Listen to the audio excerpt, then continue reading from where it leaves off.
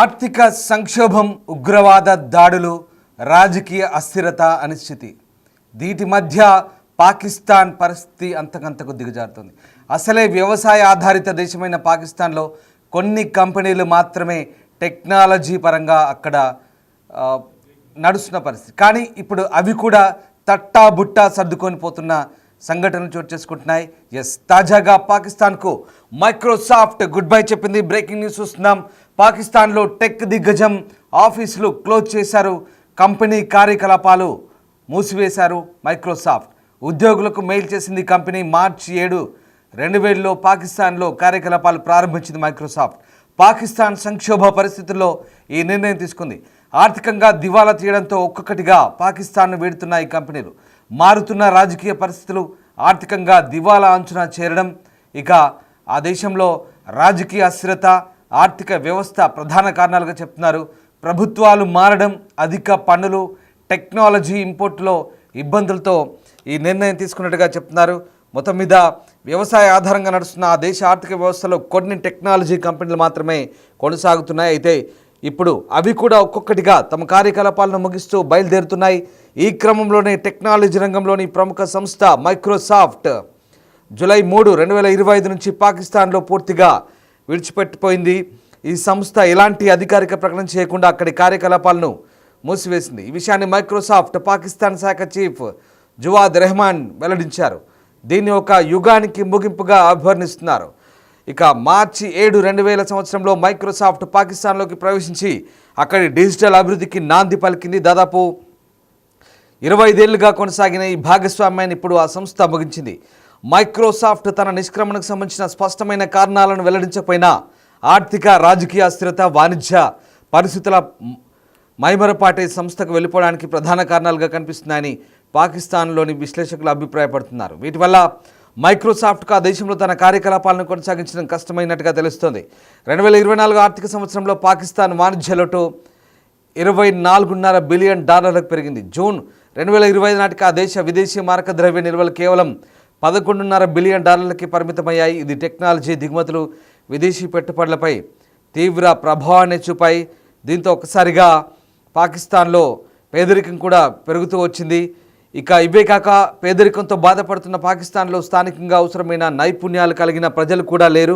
ఇక్కడ టెక్నాలజీకి కావలసిన స్థాయిలో స్కిల్డ్ పీపుల్, అంటే ప్రతిభావంతులైన నిపుణులు కూడా లేకపోవడం, మార్కెట్ డిమాండ్ కొరత, సామర్థ్యాల లోపం వంటి అంశాలు కంపెనీని దూరం చేశాయి. అంతేకాక రాజకీయంగా, ఆర్థికంగా మల్టీనేషనల్ సంస్థలు పనిచేయడానికి అనువైన వాతావరణం లేకపోవడం కూడా ప్రధాన కారణంగా చెప్తున్నారు. మరోవైపు ఇటు భారత్ మాత్రం ప్రస్తుతం ప్రపంచంలో టెక్నాలజీ రంగంలో దూసుకెళ్తున్న పరిస్థితి. గ్లోబల్ టెక్ కంపెనీలు తమ పెట్టుబడులకు భారత్ను అత్యుత్తమ గమ్యంగా గుర్తిస్తున్నాయి. దేశంలో సుస్థిరమైన పాలన, స్పష్టమైన విధానాలు, వేగంగా అభివృద్ధి చెందుతున్న డిజిటల్ ఆర్థిక వ్యవస్థ, మైత్రి, దౌత్య సంబంధాల వల్ల భారత్ అంతర్జాతీయంగా ప్రాధాన్యత గల దేశంగా ఎదుగుతోంది. ఇక పాకిస్తాన్ విషయంలో చూస్తే అక్కడ ఉగ్రవాద కార్యకలాపాలు, మదర్సాల్లో ఇచ్చే విద్య, యువతలో నైపుణ్యాలు ఈ లోపానికి దారితీస్తున్నాయి. దీంతో అక్కడ టెక్నాలజీ అభివృద్ధికి అవసరమైన మానవ వనరులు తక్కువవుతూ సంస్థలు అక్కడ గుడ్ బై చెప్తున్న పరిస్థితి కనబడుతుంది. మీరు చూస్తున్న దృశ్యాలు పాకిస్తాన్కు సంబంధించిన దృశ్యాలు చూస్తున్నాం. పాకిస్తాన్లో మైక్రోసాఫ్ట్ కంపెనీ తట్టా బుట్టా సర్దుకొని వెళ్ళిపోకపోతే ఏం చేస్తుంది? పాకిస్తాన్లో నైపుణ్యం గల వ్యక్తులు లేరు, ఏం చేస్తారు? పాకిస్తాన్లోని మదర్సాల్లో మతానికి సంబంధించిన, మత ఛాందసవాదానికి సంబంధించిన విద్యను అక్కడి విద్యార్థుల్లో వాళ్ళ మెదళ్ళలో నింపి ఉగ్రవాదులుగా తయారు చేయడమే పాకిస్తాన్ పాలకుల పని. అంతకు మించి పాకిస్తాన్లో ఏమీ జరగదు.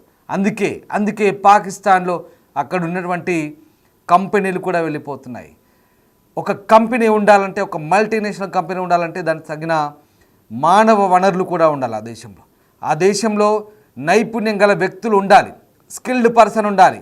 అందుకు ప్రభుత్వాలు తోడ్పడాలి, అందుకు తగ్గట్టుగా విద్యను అందించాలి, వాళ్ళను ఆ స్కిల్డ్ పర్సన్స్గా తయారు చేయాలి. కానీ పాకిస్తాన్లో ఏం జరుగుతుంది? పాకిస్తాన్ పాఠశాలలో, పాకిస్తాన్ మదర్సాలలో తీవ్రవాదాన్ని నూరిపోస్తున్నారు, ఉగ్రవాదాన్ని నరనరణ పిల్లలకు ఎక్కిస్తున్నారు, మత మౌఢ్యాన్ని ఎక్కిస్తున్నారు. అందుకే పాకిస్తాన్ ఇవాళ ఇలాంటి దుర్భర పరిస్థితులను ఎదుర్కొంటుంది కూడా భవిష్యత్తులో.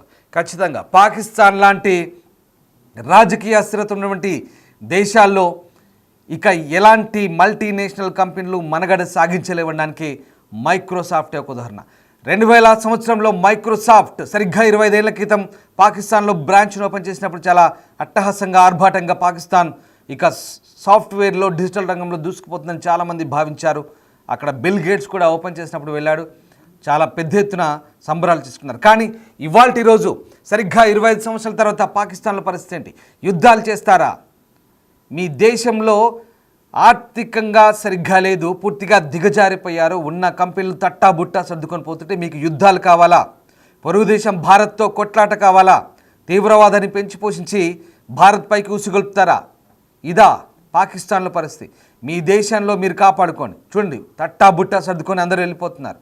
పాకిస్తాన్లో ఆర్థిక మాంద్యం, రాజకీయ అస్థిరత, పూర్తిగా భారత్ కనుక నీళ్ళను నిలిపివేస్తే వ్యవసాయ ఆధారిత పాకిస్తాన్లో 90% వ్యవసాయంపై ఆధారపడ్డ పాకిస్తాన్లో సింధు నది వెంబడి కాలువలు తవ్వుకుంటూ దేశం పొడుగుతా ఆ కాలువలపై ఆధారపడి మన దగ్గర నుంచి ప్రవహించే నీళ్ళ ద్వారా వాళ్ళు వ్యవసాయం చేసుకొని బతికే పాకిస్తాన్లో టెక్నాలజీ పరంగా అంతో ఇంతో కాస్త మైక్రోసాఫ్ట్ లాంటి కంపెనీలు ఉన్నాయి. కానీ ఇప్పుడు అవి కూడా మాట మాత్రం చెప్పకుండా వెళ్ళిపోయిన తర్వాత ఎంప్లాయీస్కి మెయిల్స్ పెట్టాయి. ఇది పాకిస్తాన్ పరిస్థితి, ఇది పాకిస్తాన్ దౌర్భాగ్య స్థితి, ఇది పాకిస్తాన్ దుర్బల స్థితి. ఒక విషయం చెప్తాను, పాకిస్తాన్లో ప్రస్తుతం ఎలాంటి సిచ్యువేషన్ ఉందో ఆ దేశ మాజీ అధ్యక్షుడు చేసిన ట్వీట్ మనం చూడవచ్చు. పూర్తిగా పాకిస్తాన్ నుంచి ఏ రకంగా ఆ మైక్రోసాఫ్ట్ కంపెనీ వెళ్ళిపోయిందో ఆయన చేసిన ట్వీటే మనకి ఇక్కడ నిదర్శనంగా కనిపిస్తోంది. ప్రధానంగా పాకిస్తాన్లో ఇప్పుడున్నటువంటి పరిస్థితుల నేపథ్యంలో ఒక్కసారిగా రాజకీయ అనిశ్చితి, ముఖ్యంగా పెట్టుబడులకు అనుకూలంగా లేదు. అంతేకాదు ఆ ట్వీట్ మనం చూడొచ్చు, ఆ దేశ మాజీ ప్రధాని ఆరిఫ్ అల్వీ చేసిన ట్వీట్ అది. మాజీ అధ్యక్షుడు ఆరిఫ్ అల్వీ చేసిన ట్వీట్ అది. Microsoft decision to shut down operations in Pakistan is a troubling sign for our economic future. I vividly recall February 2022 when Bill Gates visited my office on behalf of the people of Pakistan. I had to honor of conferring the Hilal-e-Imtiyaz on him for his remarkable or dikhai and yes fine.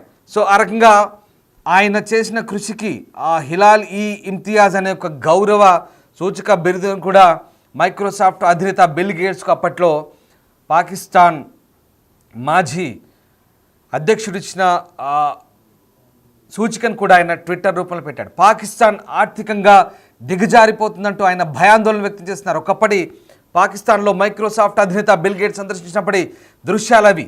ఇప్పుడు ఏమైంది? పాకిస్తాన్లో పూర్తిగా పరిస్థితులు మారిపోయాయి.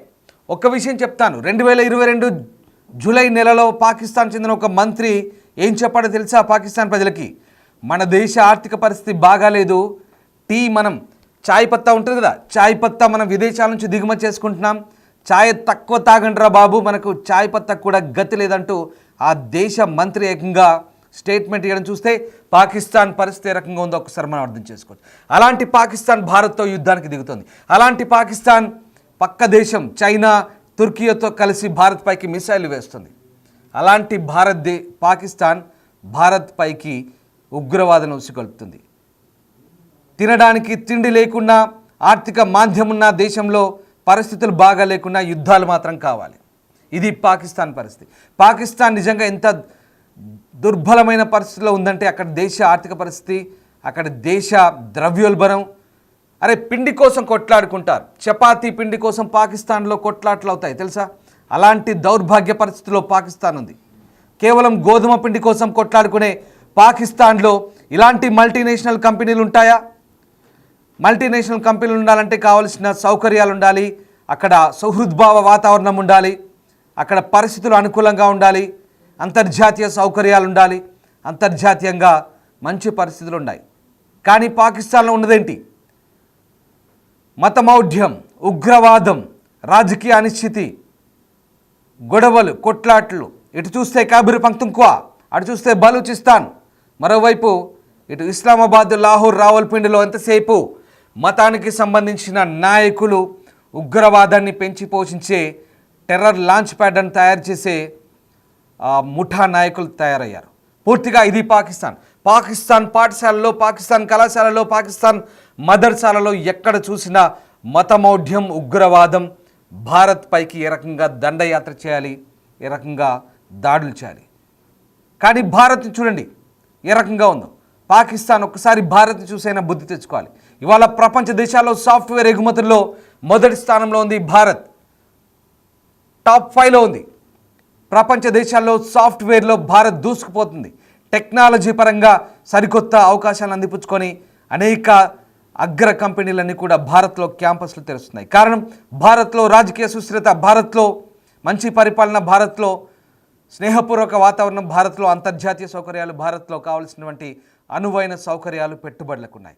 ఇందుకే అంతర్జాతీయ కంపెనీలు భారత్ను తమ పెట్టుబడులకు స్వర్గధామంగా భావిస్తుంది, అవకాశాలను అందిపుచ్చుకుంటుంది. కానీ ఇప్పుడు పాకిస్తాన్లో మైక్రోసాఫ్ట్ లాంటి సంస్థలు వెళ్ళిపోతున్నాయి. నిజంగా పాకిస్తాన్ ప్రజల పరంగా ఆలోచిస్తే ఇది వాళ్ళకు గడ్డు కాలమే. మనకు పాకిస్తాన్ పౌరులంటే కోపం కాదు, పాకిస్తాన్ ప్రజలంటే మనకు ద్వేషం కాదు. కేవలం పాకిస్తాన్లో ఉగ్రవాదాన్ని పెంచి పోషిస్తున్న పాలకులు, ఆర్మీ, ఐఎస్ఐ, టెర్రరిస్టు నాయకులు, అలాగే అక్కడ ఉన్నటువంటి కొంతమంది మత ఛాందసవాదులు, ఇలాంటి వారి వల్లే పాకిస్తాన్ ఇవాళ పూర్తిగా దుర్బల పరిస్థితిలోకి నెట్టివేయబడుతుంది. రాజకీయంగా అనిశ్చితితో నాశనం అవుతున్న పరిస్థితి. ఒక మైక్రోసాఫ్ట్ లాంటి కంపెనీ పోయిందే మీ దుర్మార్గాలకు, మీ రాజకీయ ఎత్తుగడలకు. ఇప్పుడేం చెప్తారు మీ దేశ ప్రజలకు? నిజంగా ఇది చాలా బాధాకరం. పాకిస్తాన్ మనం పక్క దేశం అయినా కూడా పాకిస్తాన్ సంబంధించి ఒక కంపెనీ పోయిందంటే ఎంతటి అక్కడ ఉన్నటువంటి ఇప్పుడు ఏం చేస్తారు సాఫ్ట్వేర్ ఇంజనీర్లంతా? వాళ్ళంతా నిజంగా చాలా బాధాకరమైన పరిస్థితి. అక్కడ ఉన్నటువంటి విదేశాలకు వెళ్ళాలి, ఉద్యోగాలకు పోవాలని చాలా కష్టమైన పని. పాకిస్తాన్లో అంటే అఫ్కోర్స్ మైక్రోసాఫ్ట్లో లేఅవుట్లు ఉన్నాయి. దాదాపు 9,000 మందిని తీసేశారు మొన్న. ప్రపంచవ్యాప్తంగా తీసేస్తున్నారు. కానీ పాకిస్తాన్లో ఏకంగా బ్రాంచ్ని ఎత్తేసారు. అది పాకిస్తాన్లో ఉన్న పరిస్థితి. ఎందుకంటే పాకిస్తాన్లో పరిస్థితులు అనుకూలంగా లేవు. పాకిస్తాన్కు ఫ్లైట్లు నడపాలంటే కూడా అంతర్జాతీయంగా కొన్ని దేశాలు, లుఫ్తాన్సా, బ్రిటిష్ ఎయిర్వేస్ ఇలాంటి వాళ్ళు పాకిస్తాన్కు ఫ్లైట్లు నడపాలంటే కూడా భయపడ్డారు మొన్నటి వరకు. మనం చేసిన ఆపరేషన్ సింధూర్లో భాగంగా పాకిస్తాన్లో పరిస్థితులు సరిగా లేవు. సరే, యుద్ధం కాబట్టి ఫ్లైట్లు ఆపేశారు. తర్వాత కూడా పరిస్థితులు సర్దుమణిగాయా? అంతెందుకు పొరుగు దేశమైన ఆఫ్ఘనిస్తాన్తో కూడా వారికి సరైన సంబంధాలు లేవు. కేవలం ఏదో తుర్కీయే లేదంటే కొన్ని ఇస్లామిక్ బ్రదర్హుడ్ కంట్రీస్ పేరుతో చెప్పుకుంటున్న కొన్ని 1-2 దేశాలు తప్ప పాకిస్తాన్కి ఏ ఒక్క దేశం కూడా లేదు. ఇంటర్నేషనల్ మానిటరీ ఫండ్ IMFలో మాకు లోన్ ఇవ్వండి, మాకు అప్పు ఇవ్వండి అంటూ చేతులు చాస్తున్నారు. సిగ్గుచేటు. ఇది పాకిస్తాన్ పరిస్థితి. కానీ యుద్ధం కావాలి, భారత్తో యుద్ధం కావాలి, భారత్పై మిసైల్ వేయాలి, భారత్ను టెర్రరిస్ట్ అటాకులు చేయాలి, భారత్లో రక్తం పారించాలి, భారత్ నుంచి మాత్రం నీళ్లు కావాలి. ఇది పాకిస్తాన్ పరిస్థితి. పాకిస్తాన్లో పరిస్థితులు నానాటికి దిగజారుతున్నాయడానికి మైక్రోసాఫ్ట్ లాంటి సంస్థలు ఇప్పుడు ఆ దేశాన్ని విడిచిపెట్టడమే మనకు ప్రధాన కారణంగా కనబడుతుంది. నిజంగా టెక్నాలజీ పరంగా ఒక సంస్థ, అంతర్జాతీయ సంస్థ రావాలంటే ఎన్నో ఒడిదుడుకులు, ఎన్నో పరిస్థితులను తట్టుకొని అక్కడికి వస్తాయి. కానీ ఇవాళ అక్కడి పరిస్థితులు భిన్నంగా మారిపోయాయి. పూర్తిగా పాకిస్తాన్లో రాజకీయ అనిశ్చితే కాదు, ప్రాంతాల వారీగా వేర్పాటువాదులు తయారయ్యారు. బలూచిస్తాన్ మాకు కావాలంటున్నారు, ఖైబర్ పఖ్తూన్ఖ్వా మాకు కావాలంటున్నారు. మధ్యలో ఇస్లామాబాద్, రావల్పిండి, లాహోర్ లాంటి ఒక ముక్క. ఇది మాత్రమే ఉండబోతుందా? ప్రపంచ పటంలో పాకిస్తాన్ గతి ఇంతేనా రాబోయే రోజుల్లో అనేది కూడా చాలా స్పష్టమైన పరిస్థితి. Right, what ever. మొత్తం మీద coming to the confined subject, Microsoft అనేది 2000 సంవత్సరంలో అక్కడ పెట్టినప్పుడు అక్కడ నుంచి చాలా ఇంపోర్ట్ ఎక్స్పోర్ట్స్ అయ్యే సాఫ్ట్వేర్ సంబంధించి. కానీ ఇప్పుడు పరిస్థితి అలా లేదు. మైక్రోసాఫ్ట్ను పూర్తిగా ఎత్తివేసిన సిచ్యువేషన్ అయితే కనబడుతుంది. నిజంగా అక్కడి ఎకనామిక్ పొజిషన్కి చాలా దెబ్బ అని చెప్పాలి. పూర్తికంగా అక్కడి ఆర్థిక పరిస్థితులను మరింత దిగజారుస్తోంది. అలాగే అక్కడి యువతకి ఇప్పుడు ఉద్యోగాలు పూర్తిగా గడ్డు పరిస్థితి వచ్చే పరిస్థితి కనబడుతోంది.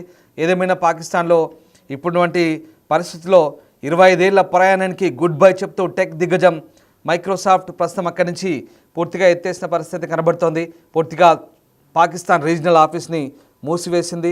ఇక ప్రభుత్వ శాఖలతో కలిసి ఈ గవర్నెన్స్ ప్రాజెక్టులు, విద్యారంగంలో డిజిటల్ లిటరసీ ప్రోగ్రామ్స్, అలాగే ఎంటర్ప్రైజ్ సొల్యూషన్స్ అమలు చేసింది. ఇన్ని రోజుల పాటు దేశంలో ఆధునిక ఐటీ ప్రమాణాలను పరీక్షించడంలో పాకిస్తాన్లో మైక్రోసాఫ్ట్ చాలా కీలక పాత్ర పోషించింది. సో ఇప్పుడున్నటువంటి పరిస్థితుల్లో ఇక ఏ రకంగా పరిస్థితులు అనుకూలంగా లేవు కాబట్టి అక్కడ ఫారెక్స్ సమస్యలు, ద్రవ్యోల్బణం, నిరుద్యోగం, టెక్ కంపెనీలు ఇవన్నీ కూడా వెళ్ళిపోయే పరిస్థితులకు దారితీశాయి. ఖర్చులు కూడా భరించలేని పరిస్థితి ఉంది. సో ఆ రకంగా ఇప్పుడైతే పాకిస్తాన్ మైక్రోసాఫ్ట్ సేవలు అందించే పరిస్థితి లేదు. దీంతో అక్కడి నుంచి వెళ్ళిపోవాలని నిర్ణయించుకుంది. ఇది కేవలం ఉద్యోగులను కోల్పోవడం కాదు, పూర్తిగా అక్కడ ఉన్నటువంటి సంస్థను మూసివేయడంతో గ్లోబల్ బ్రాండ్లు వెళ్ళిపోతున్నాయి, పెట్టుబడుల ప్రభావం చూపుతున్నారు. ఇప్పుడు పాకిస్తాన్ వీళ్ళంతా కూడా ఆందోళన వ్యక్తం చేస్తున్న పరిస్థితి కనబడుతుంది. సో మొత్తంగా చూసేది పాక్ ప్రభుత్వానికి ఒక హెచ్చరిక లాంటిది. పాకిస్తాన్లో టెక్నాలజీ రంగంలో అవకాశాలు ఉన్న స్థిరమైన పాలసీలు, ఆర్థిక భద్రత, ట్రాన్స్పరెన్సీ లేకపోవడమే ఇప్పుడు గ్లోబల్ కంపెనీలు, పెట్టుబడిదారులు నమ్మకంతో ముందుకు రాకపోవడానికి ప్రధాన కారణం. సో ఆ రకంగా పాకిస్తాన్లో ఉన్నటువంటి ఈ అననుకూల వాతావరణానికి ఇప్పటికైతే గుడ్ బై చెప్తున్నట్టుగా మైక్రోసాఫ్ట్ అయితే వెల్లడించింది. సో ఓవరాల్గా ప్రస్తుత పరిస్థితిలో పాకిస్తాన్లో పరిస్థితులు రోజు రోజుకు దిగజారుతున్నాయానికి ఇది ఒక ఉదాహరణగా చెప్పవచ్చు. సో ప్రతిభ వలసలు పెరుగుతున్నాయి, నిరుద్యోగం పెరుగుతుంది, దేశంలో కొనుగోలు శక్తి తగ్గుతుందని ఆ దేశ మాజీ అధ్యక్షుడు ఆరిఫ్ అల్వి చేసిన ట్వీట్ అది. దానికి సంబంధించిన ట్వీట్ చూస్తున్నాం. సో ఆ రకంగా పాకిస్తాన్లో గ్లోబల్ టెక్ దిగ్గజం మైక్రోసాఫ్ట్ అయితే పూర్తి స్థాయిలో మూతపడింది. పాకిస్తాన్ ఇప్పుడు అనిశ్చిత సుడిగుండంలో చిక్కుకుంది, ఒక వర్ల్పూల్లో చిక్కుంది, నిరుద్యోగం పెరుగుతుంది, మన ప్రతిభ విదేశాలకు వలసపోతుంది అంటూ అవామీ సందర్భంలో ఇది ఒక అంతు చిక్కని కళ అంటూ ఆరిఫ్ అల్వి ఎక్స్పోస్ట్లో పేర్కొన్నాడు. సో మొత్తం మీద పాకిస్తాన్లో కావలసినటువంటి వనరులు అయితే ఇప్పుడు లేవు. అంతర్జాతీయంగా అభివృద్ధి చెందుతున్నటువంటి ఈ స్థితిలో టెక్నాలజీ లేదు, కావలసిన మ్యాన్ పవర్ లేదు, స్కిల్ పవర్ లేదు, పాకిస్తాన్లో సరైన విద్య లేదు, వసతులు లేవు. సరే, unfortunately it's very bad. Pakistan చాలా వెనుకబడిపోతుందనడానికి ఇది ఒక నిదర్శనం.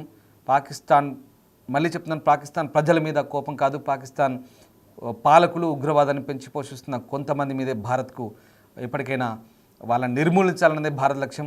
అలా ఉంటేనే చర్చలతో సిద్ధం కండి అంటూ భారత్ కూడా చెప్తుంది. ఏదేమైనా పాకిస్తాన్కు ఇదొక హెచ్చరిక లాంటిది. గ్లోబల్ దిగ్గజాలు, కంపెనీలు, పెట్టుబడులు, ప్రపంచవ్యాప్తంగా వచ్చే మల్టీనేషనల్ కంపెనీలు ఇక నుంచి పాకిస్తాన్ ఒక్కొక్కటిగా విడిపోయే అవకాశం కనిపిస్తుంది. పాకిస్తాన్కి ఇదొక హెచ్చరిక లాంటిది.